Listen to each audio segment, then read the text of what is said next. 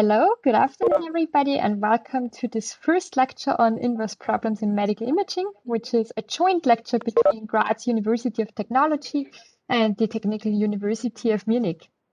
My name is Christina Graf. I'm a university assistant here in Graz, and I'm working in the very exciting field of RF pulse design for MRI. And I think the fun fact about me is that I'm originally a mathematician, and this is my most favorite lecture I ever taught and I will ever teach. So I'm very excited to have this lecture with you now the following 2 months. And with that, I'd like to introduce my colleague, Kerstin Hammernik from Munich.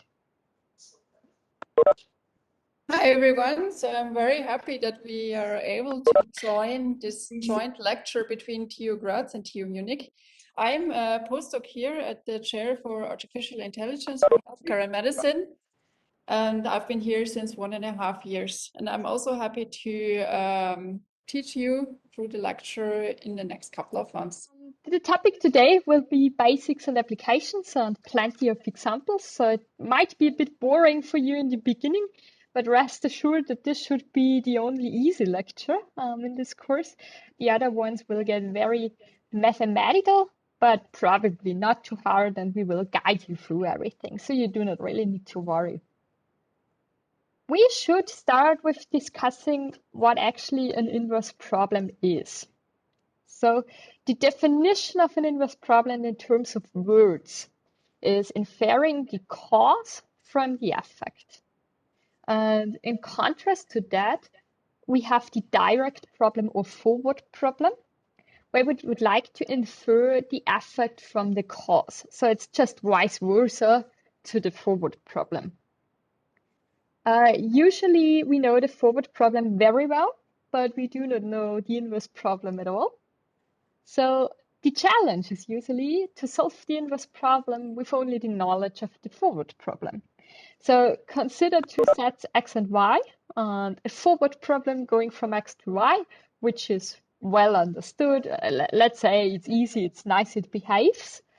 But we would like to know about the inverse problem, and this is most of the time a challenge. So now we know in words what an inverse problem is. We should talk about a few examples. And I'd like to put this very funny one first. So suppose the following forward problem: if it rains, the street is wet. I mean, everybody knows that. But what is the inverse problem to that? It is, why is the street wet? And there are many possible causes. Of course, it is the rain on the other hand, on the one hand, but it could also be a flood, it could be a broken water pipe, so we do not really know why the street is wet. So this would be a very typical inverse problem that is not really mathematical. Of course, we named this class here inverse problems in medical imaging, so we should talk about medical imaging applications. The first example would be computed tomography. So computed tomography is a diagnostic method, and it images the interior of a body. And more precisely, it yields information about the cut of a slice of a body. I have this nice figure here depicted. You should think about what it does, or what the technique is. You have an X-ray, and you have a different attenuation of the X-ray for different tissue types. You have an emitter, and you have a detector, and in between you have a body. And what you do is you detect the number of photons passing through the entire body. And then you measure the attenuation of all the lines I have depicted here. So the inverse problem is then, given the attenuation of the X-ray, this is the only thing you really have from a CT scan, is can you figure out the density of the body? So the density of the body is actually what you want to have within computed tomography, but you only have the attenuation of the X-ray. And this problem here of computed tomography, we will discuss in the future of the lecture, I think in lecture 9 or 10 or something like that. And until then, you should have every math stuff you need ready for solving the inverse problem of computed tomography. Let's talk about a different example from medical imaging, about magnetic resonance imaging. It's also a diagnostic method. And what you do here is you measure the voltage that is induced by an ensemble of nuclear spins after their excitation, and you have everything within a strong magnetic field. So far, so easy. You use so-called gradient magnets to encode the spatial information. So now we're talking already about a bit of spatial information. And to describe the dynamics of the spins we discussed earlier, you use the so-called Bloch's equation. So they're a system of coupled differential equations. They have dimension 3 because we just have a three-dimensional room here. And they depict the time and the spatial and the temporal evolution of the magnetization in an external field. So this is like the mathematical foundation of MRI. What you measure in an MRI scan is the so-called signal. And the signal follows the following formula, again in all three dimensions, so in R3.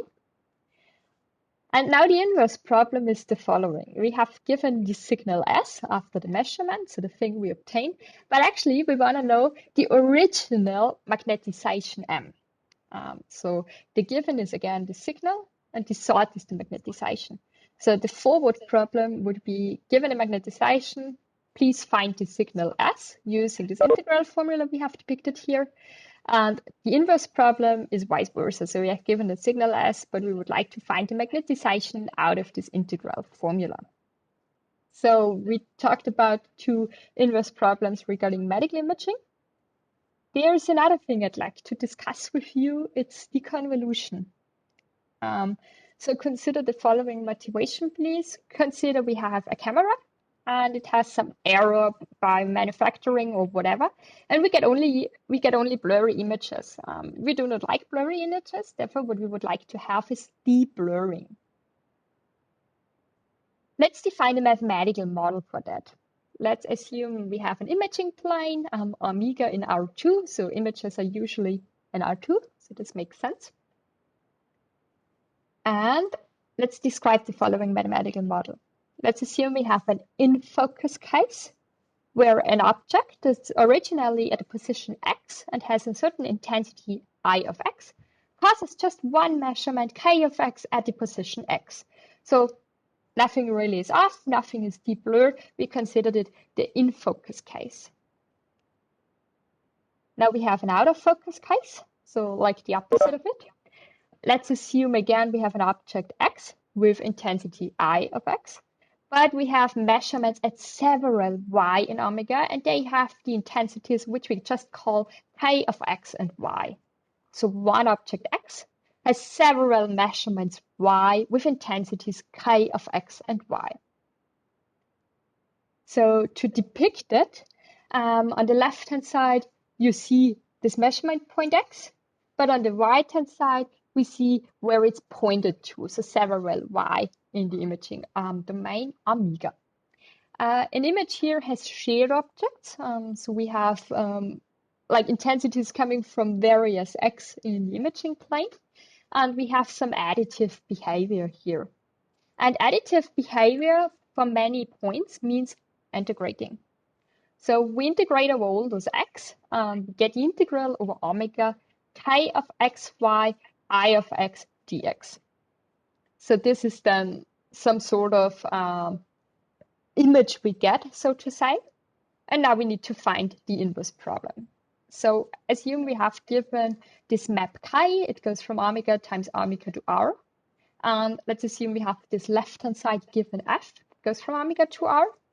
And then the aim is to solve the following integral equation for y and y. So to really find out where all the intensities come from. The thing we just did is rather complex. So we should probably try some sort of example here. Assume the following. Often this blurring kernel we just assumed to have here does not really depend on the location x, but it's translated with x. So we could assume that k of x and y is just defined as something like h of y minus x. And for example, we could name here the out of focus kernel. So h of x could be defined as 1 if the norm of x is less or equal than some arbitrary value or radius r and 0 else. So if we're like out of the focus, then we're 0, and if we're in the focus, we are 1. We still do not know the inverse problem regarding that matter. But first, let's put that together in our original inverse problem with chi. And what we get here is a deconvolution, or sorry, a convolution here. So when we plug in this out of focus kernel H, we result in a convolution.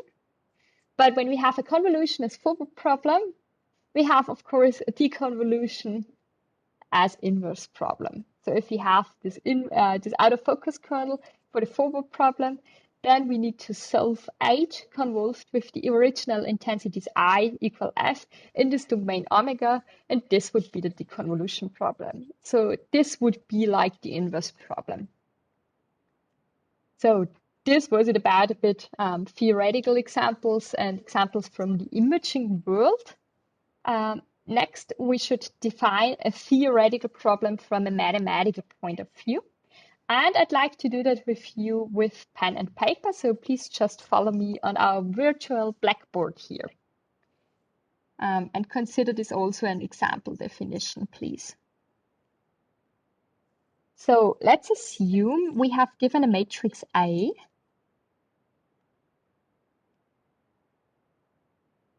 and a vector X.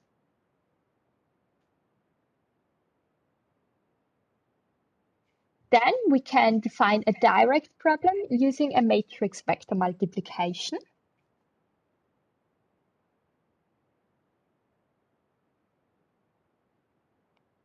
So this here would be the direct or forward problem.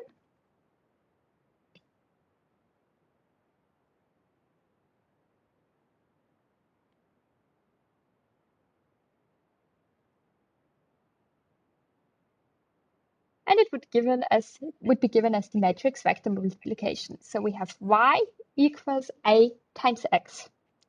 Now, what is the inverse problem to that?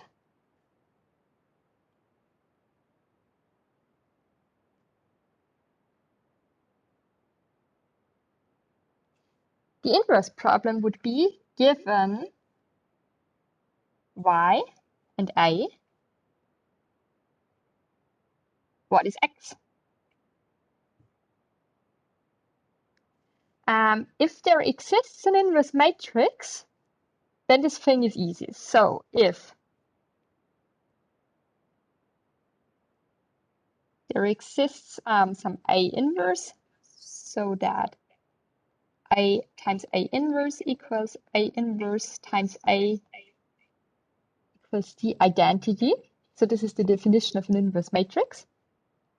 Then what we would get is that X equals A inverse times Y. So this is easy. We're done here. The question is, and this is for most of the problems the case, what if A inverse does not exist?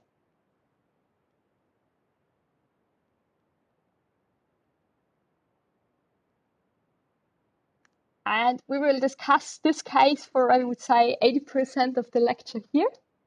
So this is the case we have most of the time. We will discuss the case where the inverse exists, so the upper case as well. But it is very easy compared to everything else we are doing during this class. So this is like the definition or an example of a theoretical problem using matrices.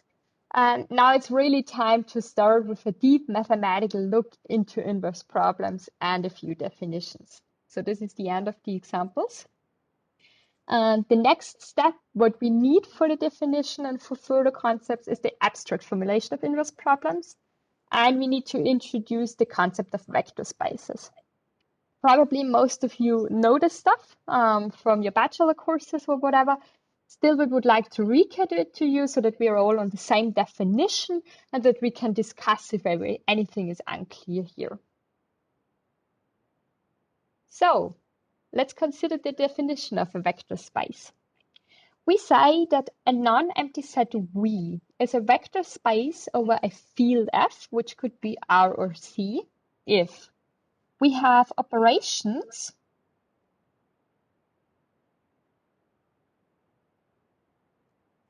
and we will have vector addition and scalar multiplication.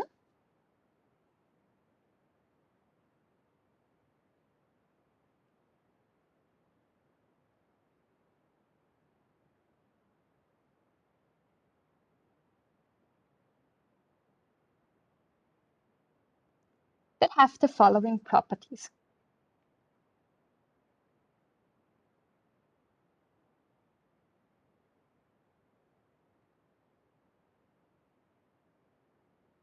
First of all, we have 5 properties regarding the vector addition. Number 1, u plus v is in the vector space V for all u and v that are originally in V. So if you take 2 vectors from a vector space and the addition of them remains in the vector space, then this thing here is fulfilled.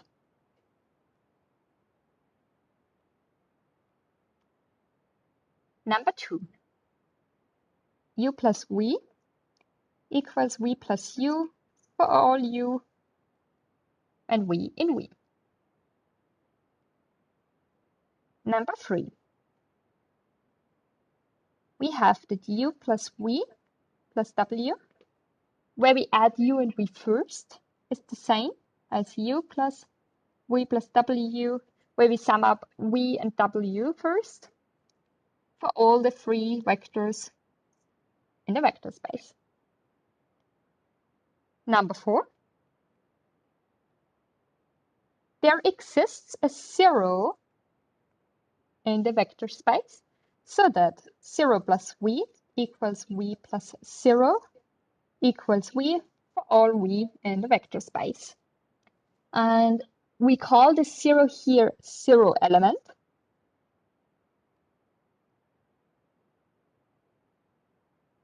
So of course, if you think about this definition for this point 4 here, you would just naturally think about the real 0 we have in our world. But we might see examples where it's not the 0, the actual 0, within this definition, but something else depending on how we define the vector space. It can be something very abstract. So number 5, and the last one for vector addition. For all u that are in the vector space, there exists something we call minus u in the vector space, so that u plus this minus u equals 0. And this minus u thing here is unique. And we call this minus u here the inverse element. So this is about the vector addition, but we said we also have scalar multiplication. So we should discuss scalar multiplication. Again, we have 5 points in the definition here.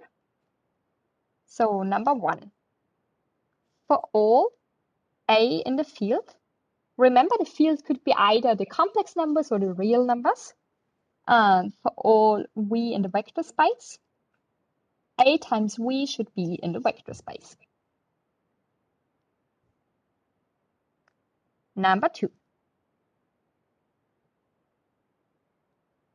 for all a and b in the field, and for all v in the vector space, we have that a times b times v equals a times b times v. So it really doesn't matter if we multiply a and b first or b and v. Number 3, for all a in the field, for u and v in the vector space, we have that a times u plus v equals a times u plus a times v. Let's continue with number 4. For all a, b in the field, u in the vector space, we have that a plus b times u equals a times u plus b times u. and number 5, there exists something we call one element. We have that 1 times u equals u for all u in the vector space. And this is also something we call multiplicative identity, or more naturally, just one element.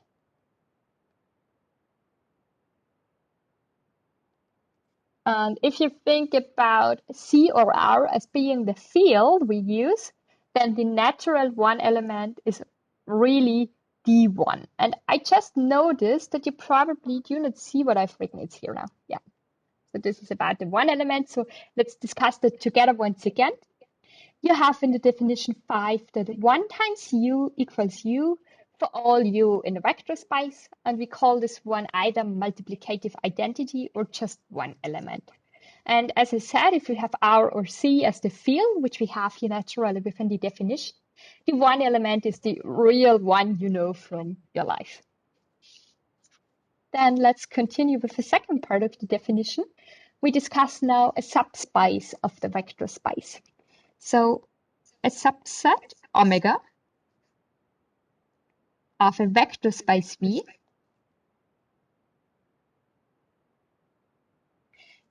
over a field F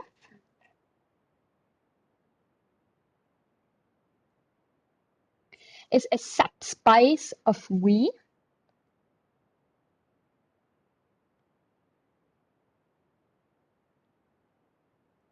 So this subspace here is the important thing.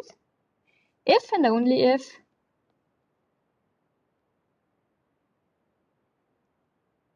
A times U plus V is in omega for all U and V in omega and for all A in the field.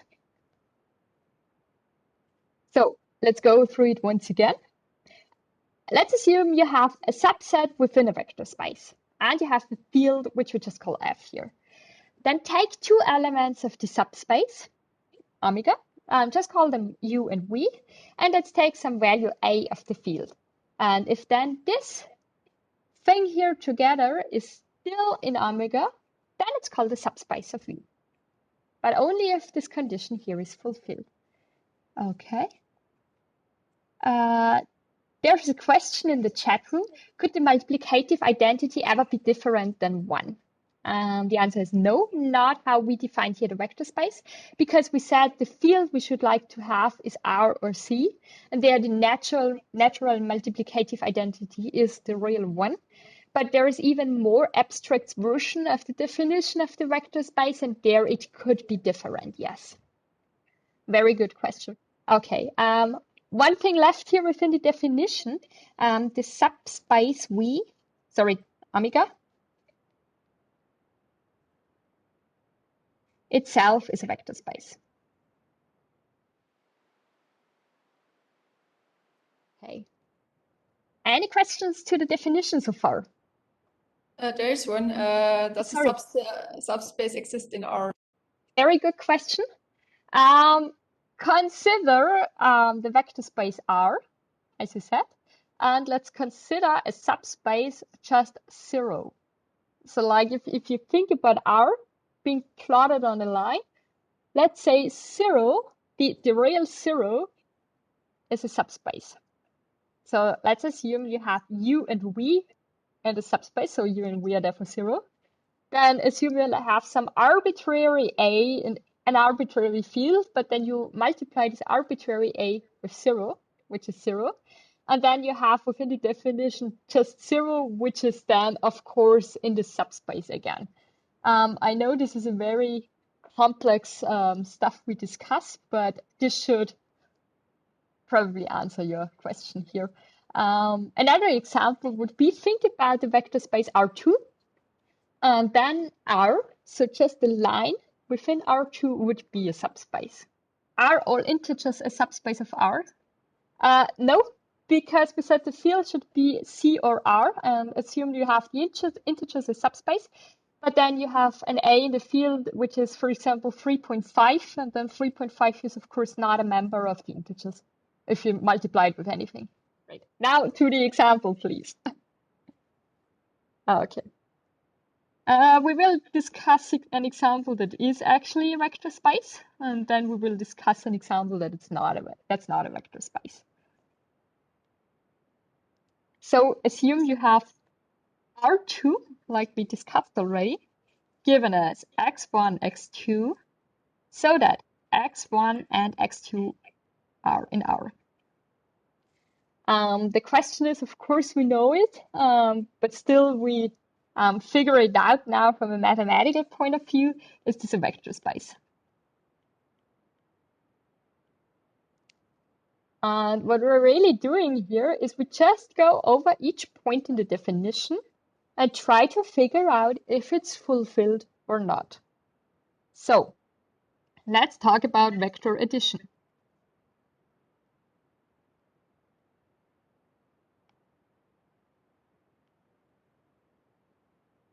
And remember, please, the first point within the definition of vector addition was that u plus v is in V for all u and v in the original vector space V. So therefore, let u and v in the vector space. So u would be something like u1, u2. V would be something like v1, v2. And everything is in R. So ui, vi are in R for I equal to 1 and 2. Now, u plus v is nothing else than u1, u2 plus v1, v2, which is nothing else than u1 plus v1 and u2 plus v2. And this is nothing else now. If we look here at the first line, we have here the addition in R in the real numbers, because u1 and v1 are real numbers, and therefore this thing here is in R.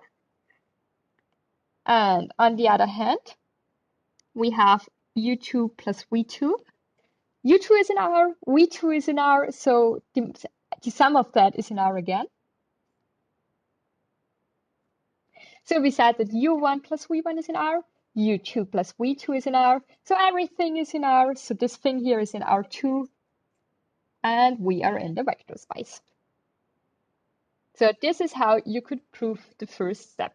You just take what you need, so you take a u from the vector space and a v, and you just show that the sum of the two is in the vector space.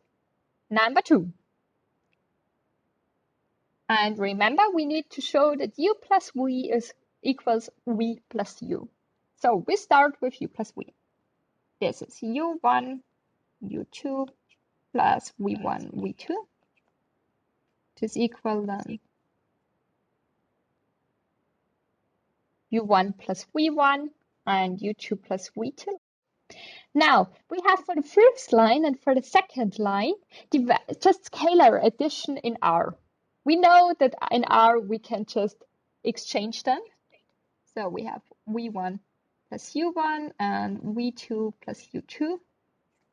And this is actually what we wanted. This is just v plus u. Okay. Number 3 and the others, I think you can do alone now. You now know how to do the stuff here.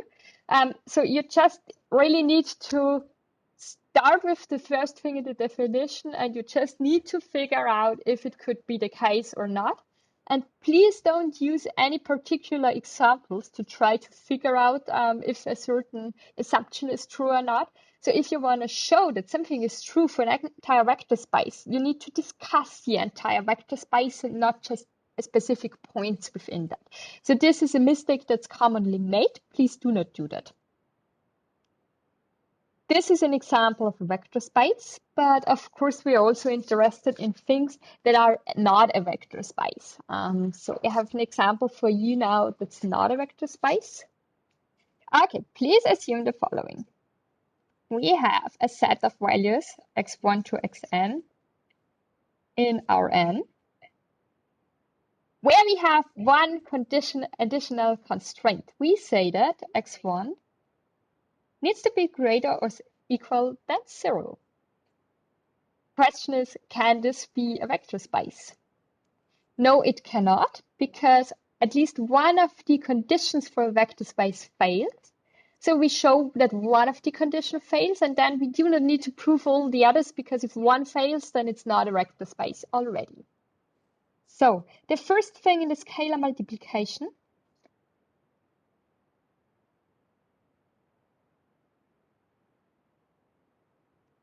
is you have, or you should have, that some A times V is in the vector space for all A in the original field.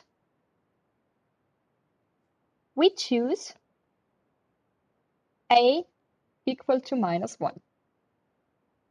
Now, x1 times -1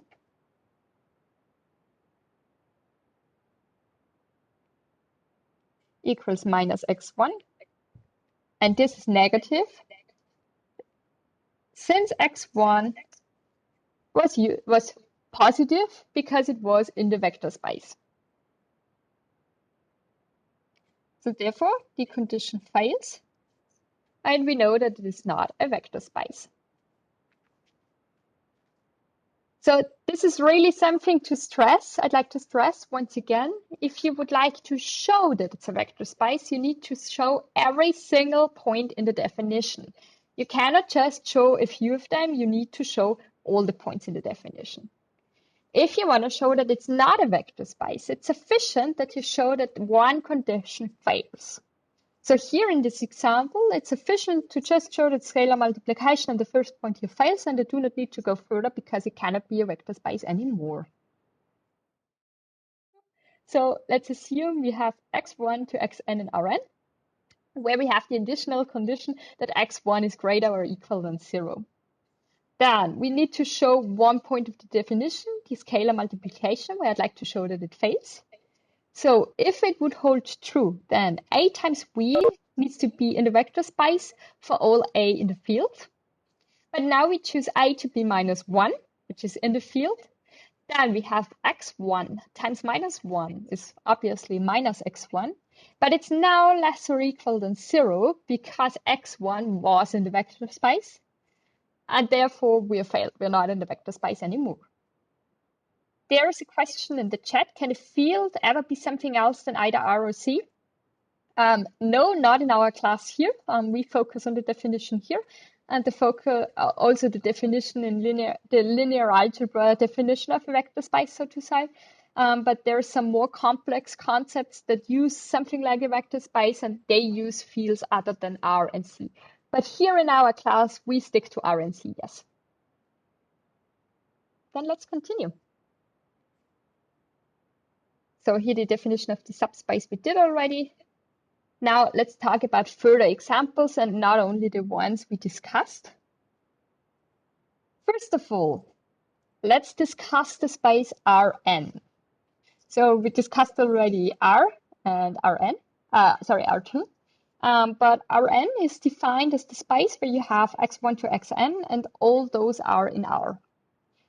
It is called the n-dimensional Euclidean space. We talked already about R2 and we started to prove that it's a vector space. And if you want to do it here with Rn, you do the exact same thing again, but now with another number of elements within the vector. Another thing could be Cn. So again, you have x1 to xn, but they're all now in C. And same thing, you just start with proving all the points of the definition. I think these are vector spaces you know already from your classes you had in the bachelor course. There's one space I'd like to mention that you probably do not know. It's called a C of IB. It's nicely written C here. And it's the set of all complex functions that are continuous on the set AB. So you have some function f that goes from the set AB to R and is continuous. So this is the set here. And this set here is a vector space. And that might be useful for you in the future because there's a few definitions and things we can define only on a vector space that can help you solving an inverse problem. So this is just nice mentioning. There's a few other spices. C1 of IB. It's actually somehow the same as C of IB, but the derivative of the function that was originally in C is continuous as well. So it is, you have f in C of AB and f prime, so the derivative is in C of IB as well. For example, if we have C2 of IB, then the first and the second derivative would be continuous functions again, and so on. Then another room I find quite interesting, and I need a lot actually during my stuff here, is L2 of IB. So L2 is defined as the set of functions f that go from a, b, from the interval here to r, so that the integral of the norm of f squared is less than infinity. So it just has a finite integral, it has finite energy, and this is a vector space. And there's one last example, it's H1. And H1 is consists also of functions f from a, b to r, so that the derivative has a finite energy, so that the integral of f prime squared is less than infinity. So we discussed the definition of a vector space. Now it's time to discuss the definition of an inverse problem in an abstract way. So you remember in the beginning, we had the definition of an inverse problem in terms of words. Then we talked about inverse problems in terms of matrix multiplication. And now we talk about inverse problems in a very abstract way. This is what we're going to do now. Let's talk about the abstract definition of an inverse problem. Let's assume we have two vector spaces.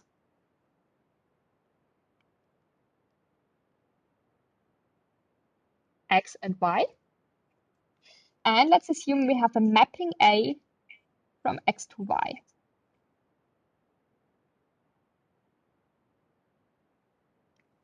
So this mapping A does not need to be really a matrix multiplication like we've had before, but this could be really anything, just mapping from X to Y.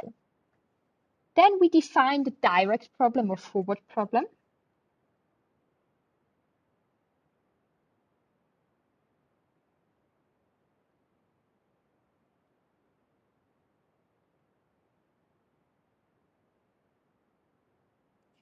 As the calculation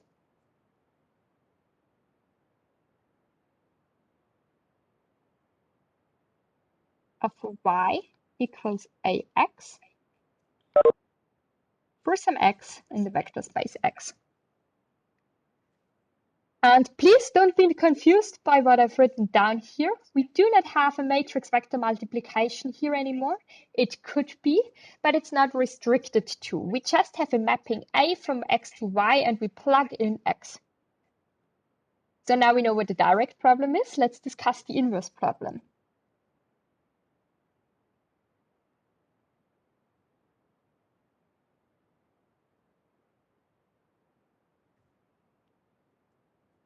Is to find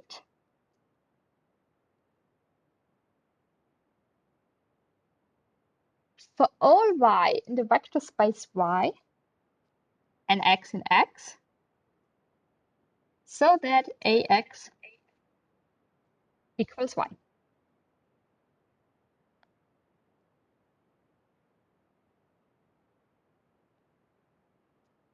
So this is actually the abstract definition of an inverse problem.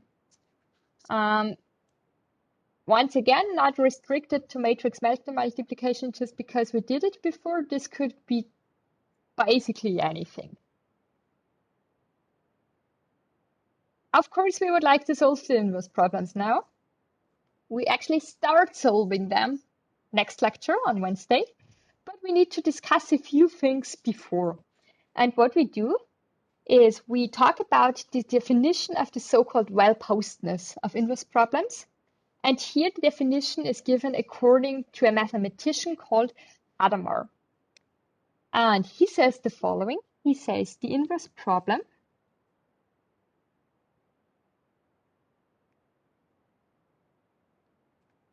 AX equals Y for Y and Y.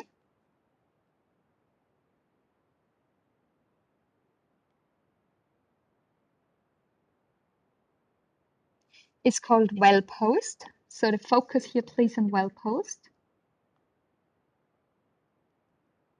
If we have the following three things here given, first of all, there exists a solution.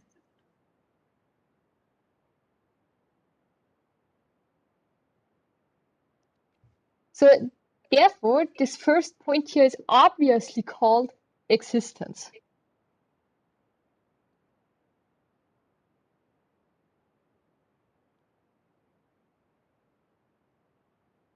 I think we need to wait 1 second until you see. Now you see my slide. So first point, existence. Second point, the solution is unique.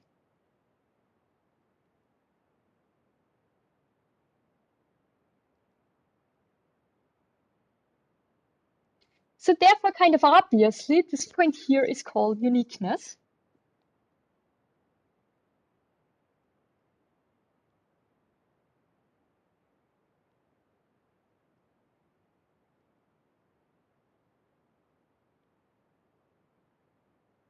And last point,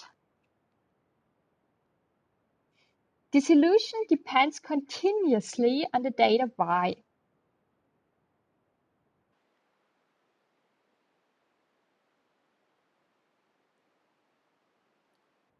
And we call this point here stability. So if we have those 3 points fulfilled, we call the inverse problem well-posed.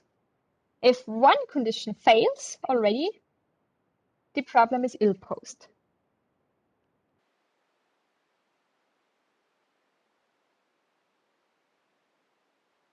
Then let's continue with an example, I would say. Okay, first example. Let's take x and y equal to R2 as vector spaces. Now, I just saw there was a question in the audience.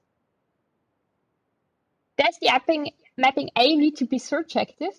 That's a very good question. Thanks for asking that. And the answer is, sorry about that, we will discuss this on Wednesday, because then we will discuss injective, surjective, and bijective mappings and how they correspond to the definition of well-posedness. So sorry, this question will be answered on Wednesday in very much detail. But back to the example here. Let x and y be equal to R2, and let's define A from x to y as y equals the following matrix. It's very nice, actually. 2, 3, and 1, 2 times x. So you have a matrix vector multiplication again. This is the direct problem. We should discuss in a second what actually the inverse problem corresponding to that is.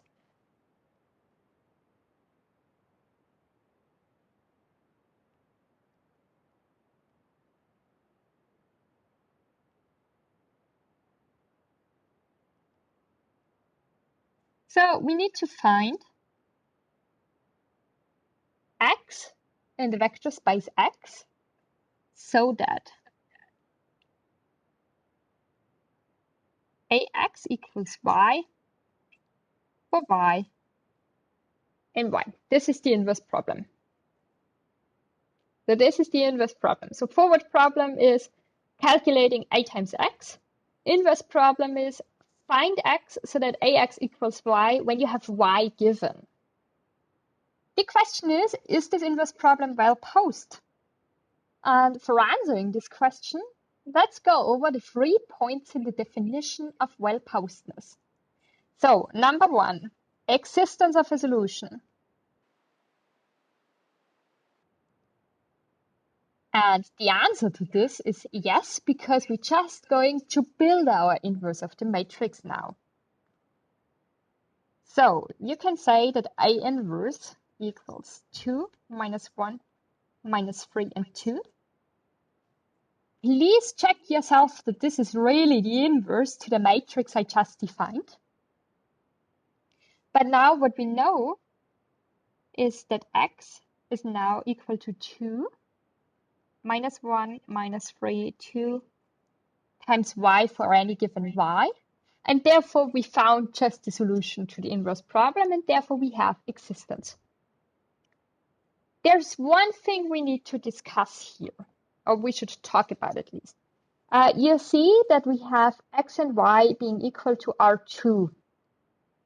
And therefore, when you look at the last thing we just have drawn here, which says that x is equal to this matrix times y, then we know from this matrix vector multiplication that we will stick to R2. So we do not really leave R2, and therefore we are still defined within the space. But for example, if we think about something very silly like x is only the space where x1 and x2 is greater or equal than 0, then we might run into trouble because there might be some y where a inverse times y is not less or equal or greater or equal than 0 anymore, and therefore you do not have existence and not well-posedness. So this is just something we need to discuss. Number 2, uniqueness.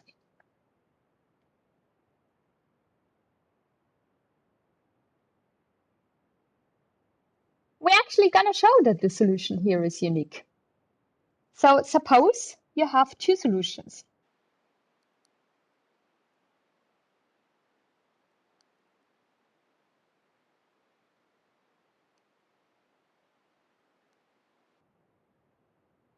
So if we're really having two solutions, y1 and y2, then we do not have uniqueness anymore. So we just suppose now that we have two solutions, and we show that this cannot be the case. So let's assume we have two. What we have here is then, on the one hand, that A inverse times y1 equals x, and on the other hand, that A inverse times y2 equals x.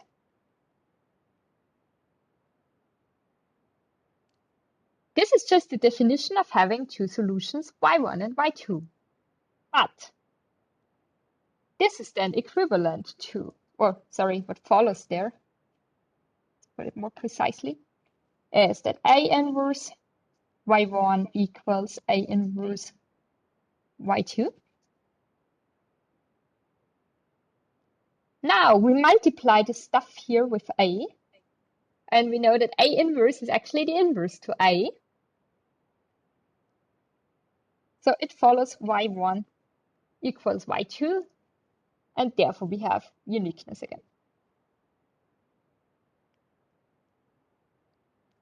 So to discuss this point once again, we assume we have two solutions. We call them y1 and y2, and therefore both fulfill this equation of A inverse times y being equal to x. But then we know that A inverse times y1 equals A inverse times y2. We multiply everything from the left-hand side with A, and we find out that y1 equals y2. So therefore, it's a contradiction to the original assumption that y1 and y2 are two different solutions. So we have uniqueness. Number 3 and last point here in the definition is stability.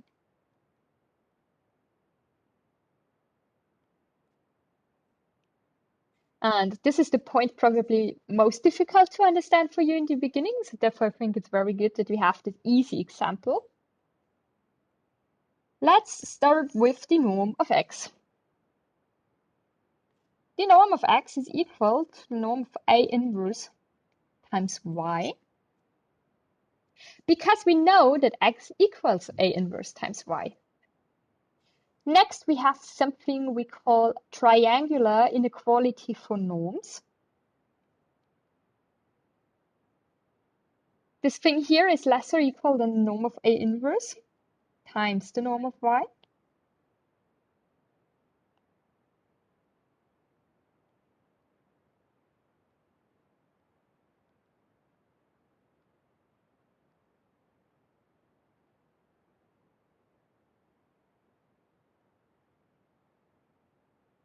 Now, we discussed the norm of A inverse, and after some calculation we do not here together, we find out that it's the square root of 18. Obviously, the square root of 18 is less than infinity, So we have here the square root of 18 times the norm y, which is less or equal some constant c times norm y, with c being less than infinity. So we have stability. And therefore, it follows that the inverse problem we just discussed is well-posed.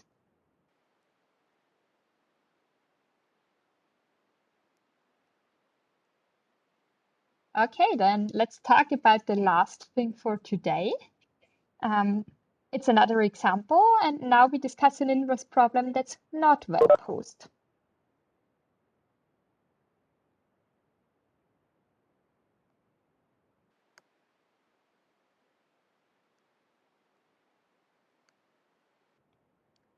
So let's assume the following problem. Let's say that y equals x squared, and the spaces y and x are R. And what I'd like to emphasize here is that I have written R. You will see in a minute why this is important. So let's just draw this thing here for a second so that we know what we're talking about. Let's assume we have here x, we have here y, +1, +1, -1. And then we have a very simple parabola given. So it's something like that. Not very prettily drawn, I'm sorry about that, but I think you know what it should be. Now it's here. So this is the parabola we are dealing with. And now we discuss existence of solution first.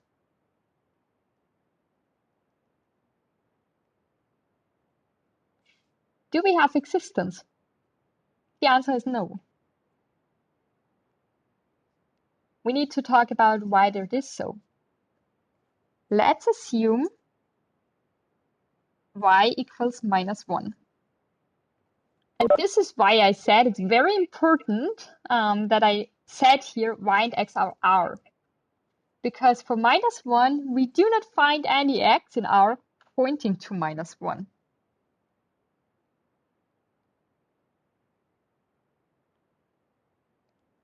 So we do not have any solution.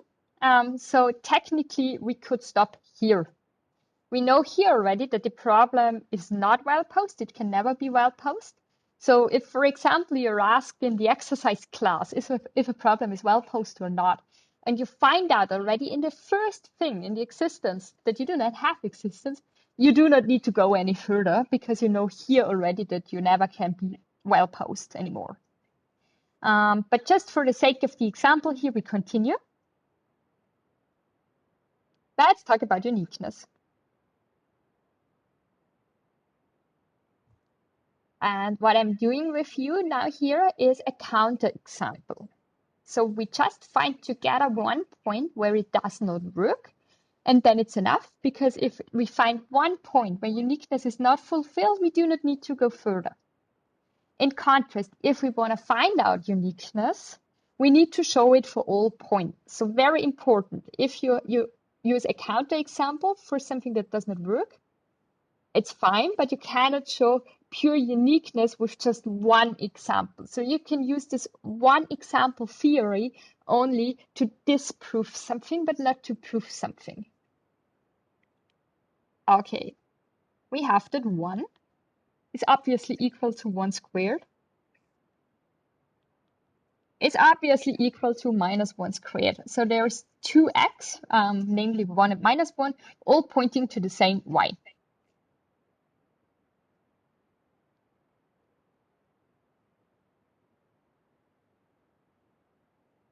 So you have here y. This is some x1. This is some x2.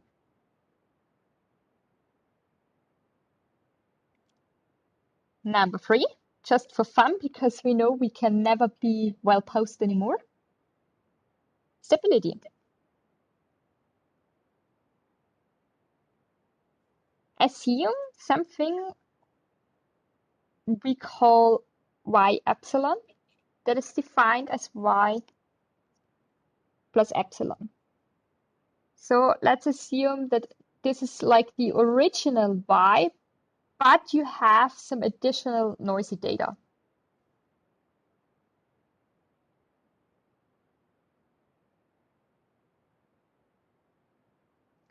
Then, due to the square here in the definition,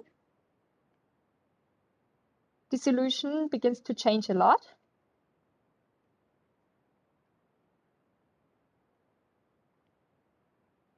And we don't have stability anymore.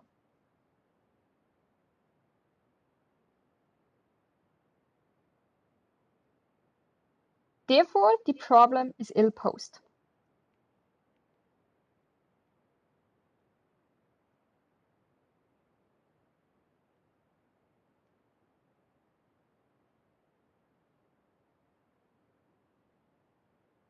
So the things that are important for me, for you to notice is if you want to prove well-posedness, or if you want to prove basically anything, vector space or whatever, you need to show it for all points in the domain. If you want to disprove something, it's sufficient to find one counterexample. But you cannot just find one example where it works and then you assume that you have well-posedness or whatever you want to have. So if you want to show something, then you need to show it for all points in the domain. If you just want to find one counterexample so that you disprove the thing you would like to have originally, then it's sufficient, but not for the forward part, so to say. I see there's a few questions in the chat. Can we make this well-posed by restricting the domain? Yes, for existence, it would be sufficient because then we just assume points being greater or equal than 0, but not for uniqueness. You would need to restrict again. So you would need to restrict x and y, not only y, and then you can find uniqueness as well. Yes. Okay. When it's changed too much so that we call it unstable, this depends really on the thing you're gonna do. Especially noise is an issue here. If noise is not really measurable or anything like that, you're very easily in the unstable domain. Everything linear is still somehow nice. If you have something quadratic, like in the problem here, and you add noise, then noise adds also quadratically, and you run into trouble. But there's no real measure or definition on how to define when it's unstable or when it's not stable enough for you. How many different methods are there to prove or disprove stability? I think from a mathematical point of view, nearly infinity. So to prove stability, what like the thing mathematicians would do is, if we go to the example before, now you should see it. Here, when we started with stability, on the left-hand side of the equation, you put the norm of the thing that should be stable. And on the right-hand side, you need to end up with something like c times norm of y, with this constant c being less than infinity. So this is really the mathematical definition of stability. So if you can show this stuff here for all x and y, then you're on the safe side. For disproving stability, again, it would be enough to find one counterexample like we did in the example we had. Okay, this is basically the end of the first lecture.